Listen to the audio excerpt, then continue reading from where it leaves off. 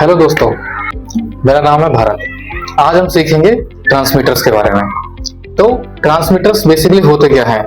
Transmitter एक ऐसा device है जो हमारी फिजिकल वैल्यूज को इलेक्ट्रिकल सिग्नल्स में कन्वर्ट करता है। अब वो हमारी फिजिकल वैल्यू क्या क्या हो सकती है? वो हमारी फिजिकल वैल्यू हो सकती है प्रेशर, टेम्परेचर, ठीक है, किसी टैंक का लेवल हो सकता है। तो ये सब और भी बहुत सारी चीजें हैं जो हमारी जो ये फिजिकल वैल्यू होती है इनको इलेक्ट्रिकल सिग्नल में कन्वर्ट करता है, वो होता है ट्रांसमीटर। अब ये ट्रांसमीटर कन्वर्ट कैसे करता है, इसका क्या सिग्नल होता है? तो दोस्तों, जो हमारा प्रेशर ट्रांसमीटर होता है इसका जो आउटपुट होता है 4 to 20 मिली एम्पीयर होता है। बहुत से ट्रांसमीटर्स होते हैं जिनका जो आउटपुट होता है वो 0 to 10 वोल्टेज होता है, ठीक है। अब जैसे हम यहाँ देख सकते हैं जो हमारे ट्रांसमीटर्स होते हैं जिसका आउटपुट होता है 4 to 20 मिली एम्पीयर, ठीक है। अब जो ये 4 to 20 मिली एम्पीयर है ये किसके अगेंस्ट आता है? ये अगेंस्ट आता है, जैसे सपोज करो कोई हमारा प्रेशर ट्रांसमीटर है। तो प्रेशर ट्रांसमीटर जो हमारा होता है, जैसे सपोज करो उसकी कोई रेंज है, जैसे उसकी रेंज मैंने दे दी भैया 0 बार से 15 बार तक मेजर करेगा। तो हमें जो इसका 0 बार पे मिलेगा वो मिलेगा हमें 4 मिली एम्पीयर, और जो हमें 15 बार पे मिलेगा वो मिलेगा हमें 20 मिली एम्पीयर। तो जैसा कि आप देख सकते हैं मेरे पास एक यहाँ पे प्रेशर ट्रांसमीटर है, ठीक है। इस प्रेशर ट्रांसमीटर का जो मेरा सप्लाई रेंज है वो है 30 वोल्ट तक मैं इसको मैक्सिमम सप्लाई दे सकता हूँ, और जो इसका आउटपुट है वो है 4 to 20 मिली एम्पीयर, और मैं इसे हार्ट के साथ भी कनेक्ट कर सकता हूँ। इसका मतलब ये मेरा 2 वायर ट्रांसमीटर है। जैसे कि आप इसके कनेक्शंस में देख सकते हैं, इसमें देखिए 3 टर्मिनल हैं। एक ये दो टर्मिनल है वो है प्लस माइनस 2 वायर ट्रांसमीटर्स के लिए, और जो तीसरा टर्मिनल है ये है मेरा मिली एम्पीयर टेस्ट के लिए, मींस मैं यहाँ पे अपना आउटपुट चेक कर सकता हूँ, ठीक है। इसके अलावा मेरे पास ये कुछ 1-2 ट्रांसमीटर्स और हैं जो मैं आपको दिखा देता हूँ। इनका भी देखिए जो सप्लाई है वो यही रहेगा, और जो आउटपुट है वो 4 to 20 मिली एम्पीयर रहेगा। तो जनरली जो मेरे ट्रांसमीटर्स होते हैं वो 4 to 20 मिली एम्पीयर आउटपुट ही होता है। 0 to 10 भी हम यूज करते हैं, लेकिन वो बहुत कम ही यूज करते हैं, ठीक है। आइए अब हम जानते हैं इनकी वायरिंग कैसे करते हैं। अब हम देखेंगे कि इन ट्रांसमीटर्स की, वैसे तो ये बहुत बड़ा टॉपिक है, लेकिन हम क्या है थोड़े बेसिक से शुरुआत करते हैं। तो हम देखेंगे ट्रांसमीटर्स के कितने टाइप होते हैं, मींस इनके वायरिंग के हिसाब से। तो हम देखेंगे वायरिंग के हिसाब से ये हमारे 3 टाइप के होते हैं। तो जो एक हमारा होता है वो होता है 2 वायर ट्रांसमीटर, ठीक है। एक होता है हमारा 3 वायर ट्रांसमीटर, एक होता है हमारा 4 वायर ट्रांसमीटर। अब जो हमारे 3 टाइप के हैं, अब इनकी वायरिंग कैसे होती है, ठीक है। तो जनरली जो हमारे ट्रांसमीटर्स होते हैं वो 24 वोल्ट सप्लाई पे काम करते हैं, ठीक है। तो हम सबसे पहले जानेंगे हमारा 2 वायर, इसकी वायरिंग कैसे होती है। इसकी वायरिंग बहुत ही सिंपल होती है। जैसे हमारा कोई भी एक, जैसे सपोज करो ये हमारा एक ट्रांसमीटर है, इसका एक प्लस और एक माइनस है, ठीक है। ये हमारा क्या है, ये ट्रांसमीटर है, ठीक है। तो हमें इसकी सप्लाई कैसे करनी है, सिंपल। एक ये हमारी बैटरी है, ठीक है, इसका एक ये प्लस ये माइनस, ये क्या है हमारी बैटरी। तो हम क्या करेंगे, प्लस को यहां से प्लस पे सप्लाई दे देंगे, और नेगेटिव पे हम क्या करेंगे, अपना एक सोर्स लगाएंगे, ठीक है, और नेगेटिव पे दे देंगे जहां पे हमारा मिली एम्पियर शो करेगा। तो ये होती है हमारी 2 वायर। 2 वायर में तो बेसिकली हम इसे बोलते हैं लूप कंट्रोल पावर। उसी वायर से हमारी सप्लाई जाएगी और उसी वायर से हमारा आउटपुट जाएगा, ठीक है। तो ये होता है 2 वायर। अब हमारा 3 वायर क्या होता है, ठीक है। तो हमारा 3 वायर में क्या होता है, जैसे कि ये हमारा होता है ट्रांसमीटर, ये पॉजिटिव, नेगेटिव और ये आउटपुट, ठीक है। ये हमारे 3 टर्मिनल होते हैं, पॉजिटिव, नेगेटिव और आउटपुट। और ये है हमारी एक बैटरी, ठीक है, ये पॉजिटिव और ये नेगेटिव, ठीक है दोस्तों। तो हमारा क्या है, पॉजिटिव में पॉजिटिव सप्लाई दे देंगे, नेगेटिव में हम नेगेटिव सप्लाई दे देंगे, और जो इसका आउटपुट होगा, ठीक है, इसके आउटपुट को हम इसके नेगेटिव से यहाँ पे अपना एक मिली एम्पियर चेक कर लेंगे। ये होता है हमारा 3 वायर। जनरली 3 वायर में ही हमारा 0 to 10 वोल्टेज मिलता है हमें, और 4 to 20 भी मिलता है, ठीक है। तो जो आउटपुट है इस पे मिलेगा हमें 4 to 20 मिली एम्पियर, इसमें हमारा इसी पे ही 4 to 20 मिली एम्पियर यहाँ पे मिलेगा, ठीक है। अब 4 वायर में हमारा बेसिकली जो हमारा ट्रांसमीटर होता है उसमें प्लस माइनस सप्लाई के लिए होते हैं, प्लस हमारा प्लस माइनस मिली एम्प्स के लिए होते हैं। तो ये हो गया हमारा सप्लाई, और ये हो गया हमारा milli ampere output.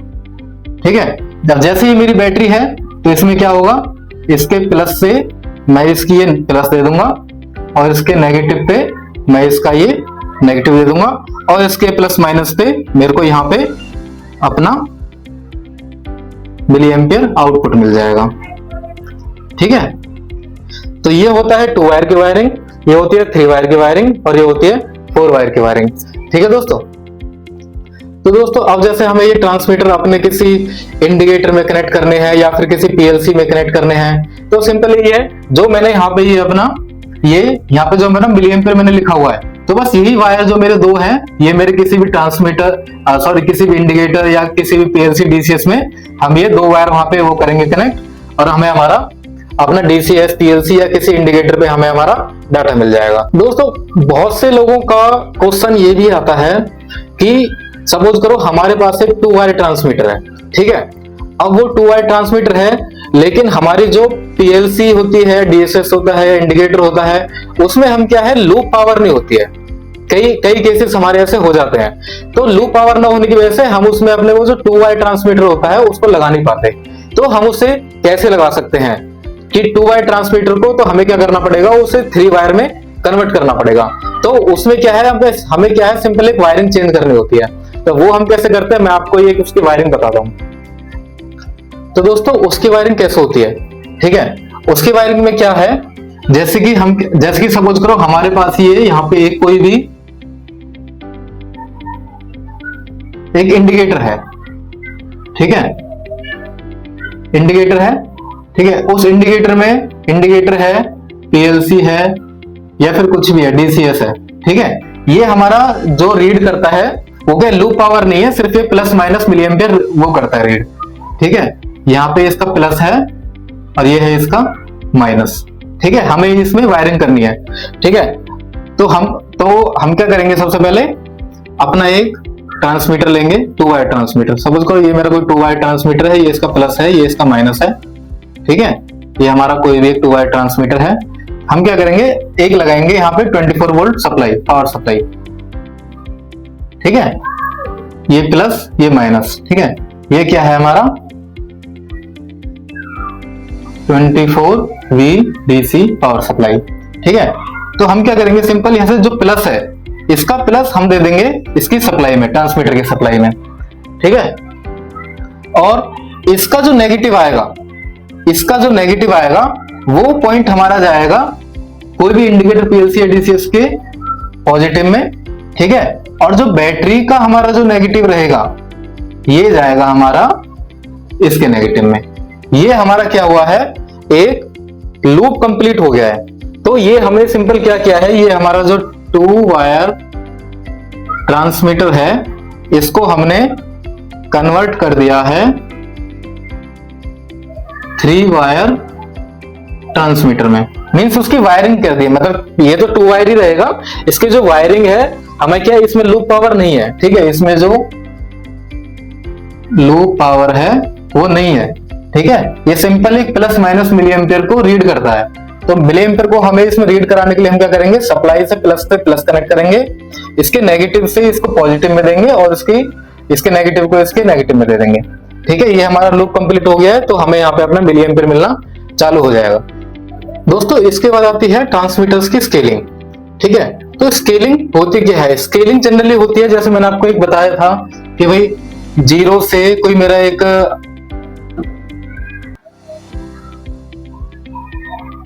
Pressure transmitter है जिसकी रेंज 0 से 15 है। ठीक है, और उसका आउटपुट है 4 to 20 मिली एम्पियर।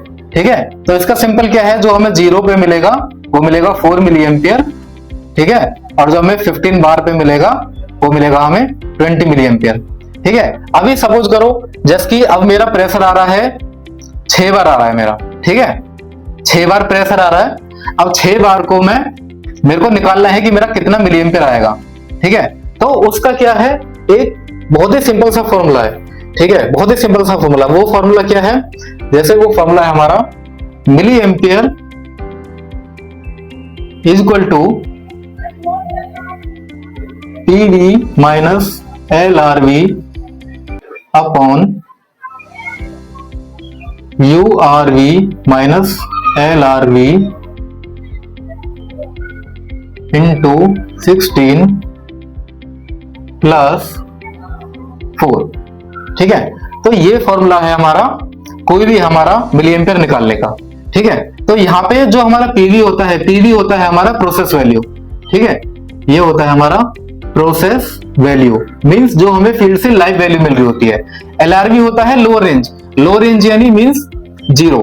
ठीक है, और यूआरवी होता है अपर रेंज, अपर रेंज यानी 15। ठीक है, तो हम यहाँ पे क्या करेंगे, इस फॉर्मूले को पुट करेंगे। तो milli ampere is equal to PV हमारा कितना है 6 बार। ठीक है, तो 6 माइनस एलआरवी। ठीक है, एलआरवी हमारा कितना है 0 अपॉन यूआरवी 15 माइनस 0 इंटू 16 प्लस 4। ठीक है, तो यहां पे हमारा क्या है, हमारा सिंपल आ जाता है मीन्स 6 अपॉन 15 इंटू 16 प्लस 4। ठीक है, अगर मैं यहां पे डिवाइड करता हूं तो हमें क्या मिलेगा, यहां पे मिलेगा, इसको मैं डिवाइड करूंगा तो हमारा हो जाएगा, ये हो जाएगा 6, ये हो जाएगा 0.4 इंटू 16 प्लस 4। ठीक है, तो हमारा हो जाएगा ये 6 24, 4 एकम 4 और 2 6, 6.4 प्लस 4। ठीक है, इज इक्वल टू 6 और 4 10, 10.4 हमारा यहाँ पे मिली एम्पियर हमें यहाँ पे मिल जाएगा। दोस्तों ये होता है हमारा मिली एम्पियर निकालने का फॉर्मूला। अब ऐसे ही अगर हमें मिली एम्पियर पता है और हमें उससे फील्ड वैल्यू निकालना है तो वो कैसे निकालेंगे।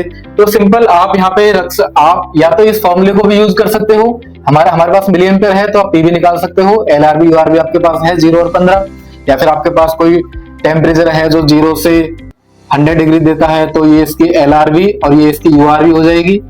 ठीक है, और एक दूसरा फॉर्मूला भी है जो कि एक सिंपल फॉर्मूला है, वो मैं आपको बताता हूं। दोस्तों ये है मेरा पीवी निकालने के लिए फॉर्मूला। अगर मेरे को मिली एम्पियर पता है तो मैं यहां से पीवी निकाल सकता हूं। ठीक है, तो होप सो आपको ये मेरी वीडियो बहुत अच्छी लगी होगी। मैं आशा करता हूं आप मेरी चैनल को सब्सक्राइब करेंगे अगर आप नए होंगे तो, और अपने दोस्तों को भी शेयर कीजिए। ठीक है दोस्तों, थैंक यू।